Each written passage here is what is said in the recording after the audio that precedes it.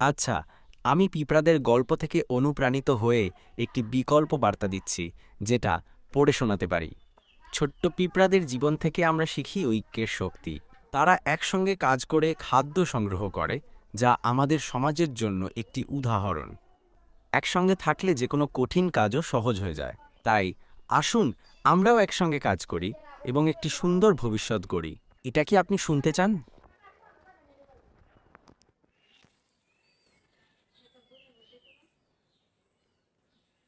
পিঁপড়াদের এই সম্মিলিত প্রচেষ্টা সত্যিই মুগ্ধ করার মতো। ছোট প্রাণীদের এই ঐক্যবদ্ধ কাজের মাধ্যমে বোঝা যায় যে একসঙ্গে কাজ করলে যে কোনো কঠিন কাজও সহজ হয়ে যায়। এই দৃশ্য থেকে আমরা অনেক কিছু শিখতে পারি।